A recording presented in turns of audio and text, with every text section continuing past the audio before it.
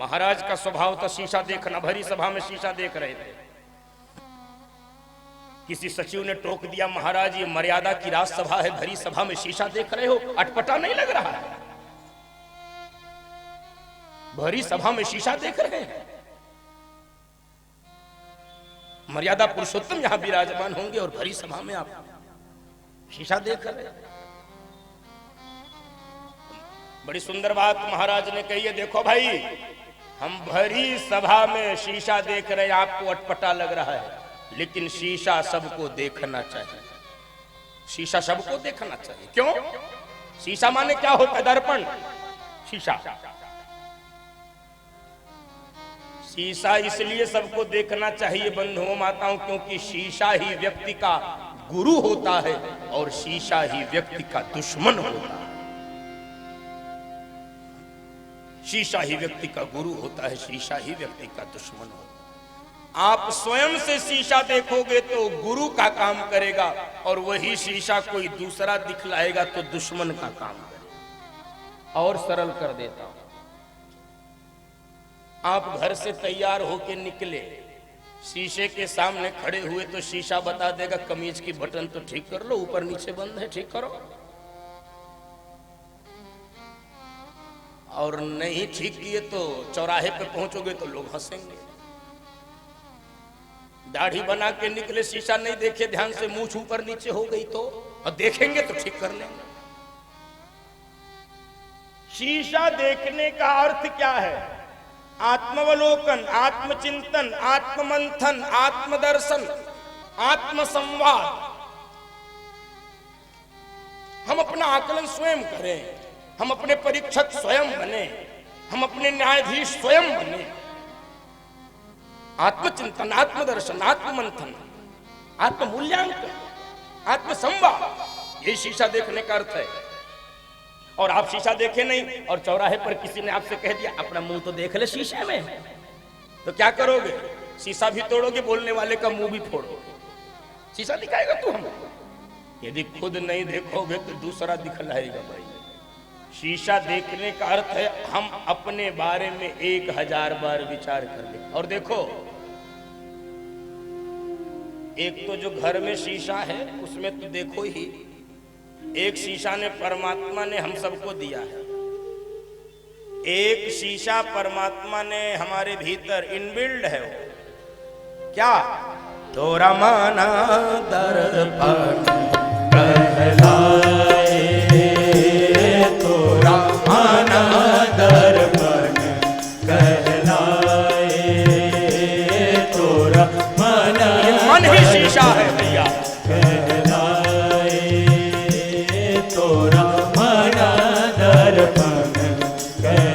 क्या करता है? भले बुरे सारे कर्मों को देखे और दिखाए, तोरा मन दर्पण कहलाए, तोरा मन दर्पण कहलाए। आपका मन ही दर्पण है। इसलिए वेद का ऋषि क्या कहता है? जब जागृतो दूर मुदयति दूरम तदु सुप्तस्य तथैवेति, दूरं गमन ज्योतिखाम ज्योतिरेकम तन्मे मनः शिव संकल्पमस्तु। हमारा मन शुभ संकल्पों वाला हो।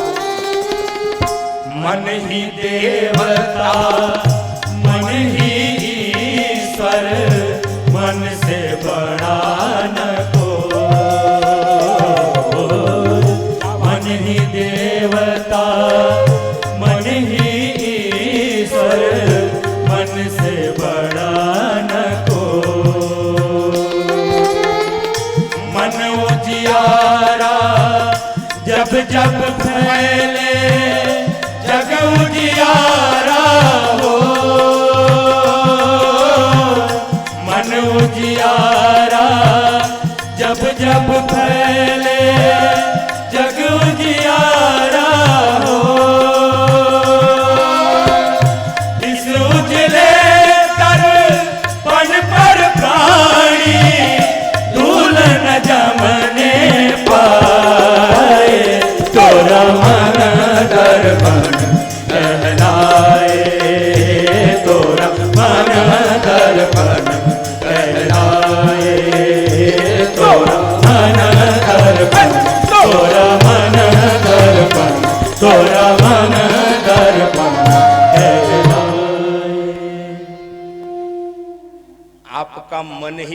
दर्पण है बंधुओं माताओं, मन ही दर्पण है।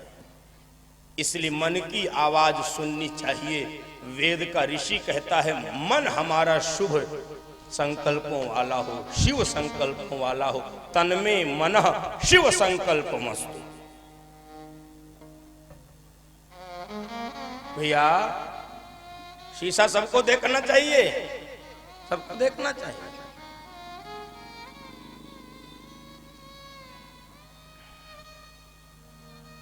देखो कोई देखे ना देखे, दो लोगों को शीशा जरूर देखना चाहिए। बंधु माताओं ध्यान से सुनना, कोई देखे ना, वैसे तो सबको देखना चाहिए, फिर भी कोई देखे ना देखे, दो लोगों को शीशा जरूर देखना चाहिए। किनको? एक जो राजगद्दी पर बैठते हैं, दूसरा जो व्यास गद्दी पे बैठते हैं। इनको शीशा जरूर देखना चाहिए बंधु, इनको जरूर देखना, क्योंकि इन्हीं के नेतृत्व में समाज चलता है, इन्हीं के नेतृत्व में आने वाली पीढ़ियां चलती हैं। ये मार्गदर्शक है, पथ प्रदर्शक है, इसलिए इनको शीशा जरूर देखना चाहिए। और शीशा कब देखना चाहिए भी बता दो। शीशा तब जरूर देखना चाहिए जब आप किसी भीड़ वाले स्थान पे जाएं, आपके लिए लोग रास्ता खाली कराने लगे। आप किसी भीड़ वाले स्थान पे जाएं, आपके लिए लोग कुर्सियां छोड़ने लगे। आप किसी भीड़ वाले स्थान पे जाएं, आपको फूल माला मिलने लगे। आप किसी भीड़ वाले स्थान पे जाएं, लोग खड़े होकर जय जयकार करने लगे, तब जरूर शीशा देखना चाहिए। इसका मतलब क्या है? अब आपके प्रति श्रद्धा बढ़ रही है। और बंधुओं माताओं, श्रद्धा गंगा की तरह होती है, श्रद्धा में प्रवाह चाहिए, क्योंकि श्रद्धा बालू के ढेर पे बनती है, बनने में बहुत समय लगता है, लेकिन एक हवा का झोंका सारी श्रद्धा को समाप्त कर देता है। इसलिए श्रद्धा में प्रवाह चाहिए, गंगा में प्रवाह चाहिए, निर्मलता अविरलता चाहिए। एक घटना सब नष्ट कर देती है। इसलिए हम सबको समय मिलने पर शीशा दर्पण देखो, दर्पण देखो। और उसके लिए आपको प्रज्ञावान होना पड़ेगा। सुभाषितकार कहता है, वो श्लोक है, यस्य नास्ति स्वयं प्रज्ञा शास्त्रः तस्य करोति कृम लोचनाभ्याम विहीनस्य दर्पणः किम करिष्यति। भाई आंख वाले ही तो दर्पण देख सकते हैं, इसलिए हम अपनी आंख न फोड़ें। बंधुओं माताओं, हमारी आंख खुली रहनी चाहिए। महाराज ने भरी सभा में शीशा देखा तो दिखलाई क्या पड़ा? श्रवण समीप भये शीत केसा, श्रवण समीप भये शीत केसा, मनहु जरठ पानु हस उपदेशा, मनहु जरठ पानु हस उपदेशा। महाराज का मुकुट तिरछा हो गया था, जो जैसे मुकुट तिरछा हुआ, महाराज को अपने कान के पास के बाल सफेद दिखलाई पड़े। अच्छा, ये कान के पास के बाल सफेद पहले क्यों होते हैं? क्यों? विचार किया क्या? अच्छा, उपदेश कहां से सुना जाता है? उपदेश कहां से सुना? कान से। इसलिए कान के पास के बाल सफेद होते हैं कि ये उपदेश करते हैं। क्या राजन, अब काले काम बंद करो, अब सफेद काम शुरू करो। ये उपदेश करते हैं कि अभी तक तुम अंधकार में थे, कोई बात नहीं, अब अंधकार से प्रकाश की ओर चलो। अभी तक तुम अज्ञान के अंधकार में थे, अब अज्ञान से ज्ञान की ओर चलो। अभी तक तुम भोग की कीचड़ में सड़ रहे थे, कोई बात नहीं, अब भोग से योग की ओर चलो। अभी तक तुम काम के कीचड़ में सड़ रहे थे, कोई बात नहीं, अब काम से राम की ओर चलो। बंधुओं माताओं, ये उपदेश करते हैं कि राजन अभी भी समय है, संभल जाओ, नहीं तो का बरसा जब कृषि सुखाने। ऐसा न हो जाए समय निकल जाए और बाद में पछताना। कान के पास के सफेद बाल हमको ये सावधान करते हैं कि अब सावधान हो जाओ। वैसे तो एक संत कह रहे थे कि कलयुग के आदमी से भगवानों हार गया। कहे क्यों? कहे भगवान बाल सफेद करता है, कलयुग का आदमी हर 8वें दिन डाई लगा लेता है। कहा होने ही नहीं देंगे, होने ही नहीं देंगे। हम उपदेश सुनबे नहीं करेंगे, आप सुनाइए। हैं बंधुओं माताओं, ये सफेद बाल आपको धवलता की ओर, प्रकाश की ओर, ज्ञान की ओर, योग की ओर, कर्म की ओर, भक्ति की ओर, धर्म की ओर ये आपको प्रवेश कराना चाहते हैं। अभी तक कोई बात नहीं, जो बीता कोई बात नहीं, लेकिन अब आगे तो ठीक करो। उपनिषद का मंत्र हमारे कान में बोलते हैं कि असतो मां सद्गमय, तमसो मां ज्योतिर्गमय, मृत्योर मां अमृतम गमय। ये सफेद बाल कहते हैं अब असत से सत्य की ओर चलो, अब अंधकार से ज्ञान की ओर चलो, अब मृत्यु से अमरता की ओर चलो। अरे पूरा जीवन बीत रहा है। हमारे पंजाब में एक संत हुए नत्था सिंह, बड़ा सुंदर भजन गाते हैं, एक बार गाया है। जीवन खत्म हुआ तो जीने का ढंग आया, जीवन खत्म हुआ तो जीने का ढंग आया, जीवन खत्म हुआ तो जीवन खत्म हुआ तो जीने का ढंग आया, जीवन खत्म हुआ तो जीने का ढंग आया। जब शम्मा बुझ गई तो, जब शम्मा बुझ गई तो महफिल में रंग आया, जब शम्मा बुझ गई तो महफिल में रंग आया, जीवन खत्म हुआ तो। समय रहते ही भैया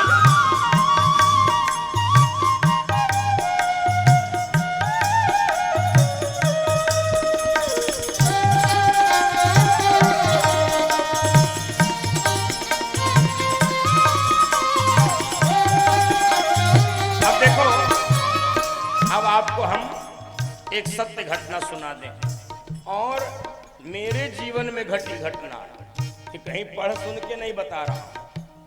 क्या होता है यदि व्यक्ति असावधान रहता है। एक बार मुझे लखनऊ से ट्रेन पकड़कर हरिद्वार जाना था, कई वर्ष हो गए। तो ट्रेन का समय हो गया तो मैं अपना झोला उठाया, स्टेशन जाने लगा। तभी एक जानने वाले मेरे आ गए, कहने लगे महाराज जी। हमने कहा भाई हमारी ट्रेन है, हमको जाना है। अच्छा कहे ठीक है जाना है तो जरा एक बार ट्रेन नंबर बता दीजिए, हम चेक कर ले ट्रेन कहाँ पहुंची है। मैंने ट्रेन नंबर बताया, उन्होंने ट्रेन चेक किया, कहे अरे अभी बैठिए थोड़ा चाय पानी हो जाए फिर जाना, अभी तो 1 घंटे विलंब से चल रही है, पीछे कहीं है। हम बाद में आ गए, बैठ गए, चाय पानी हुआ। उन्होंने कहा चलिए अब आप स्टेशन, और मैं स्टेशन पहुंचा।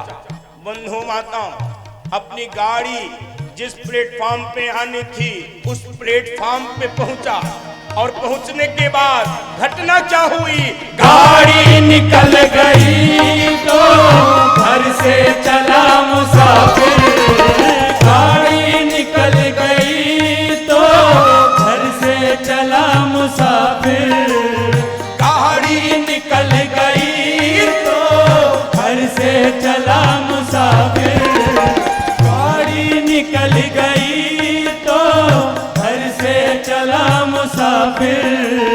मायूस हाथ मलता, मायूस हाथ मलता वापिस बरंग आया, मायूस हाथ मलता वापिस बरंग आया, जीवन खत्म हुआ तो।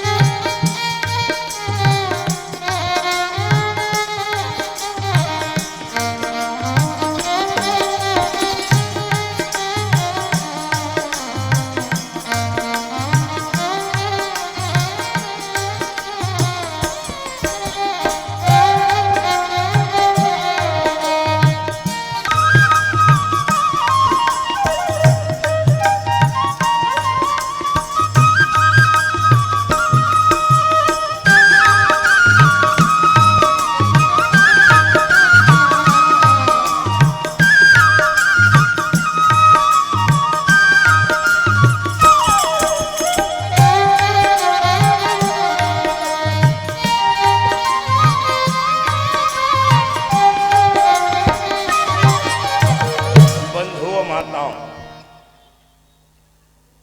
आयु ने नत्था सिंह तब हथियार फेंक डाले, जब यमराज फौज लेकर करने को युद्ध आया, उसके पहले ही हम सावधान हो गए।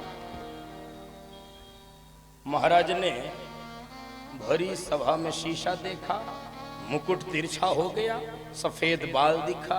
महाराज ने निर्णय किया, ये मुकुट मेरे शीश से गिर रहा है, मेरे शीश से गिरे इसके पूर्व किसी योग्य शीश पर जाना चाहिए, क्योंकि मुकुट सत्ता का प्रतीक होता है। और बंधुओं माताओं, महाराज विचार कर रहे हैं, सत्ता तो सत्य नारायण के ही शीश पर शोभा देती है, क्यों न भी सत्ता का स्थानांतरण किया जाए, हस्तांतरण किया जाए।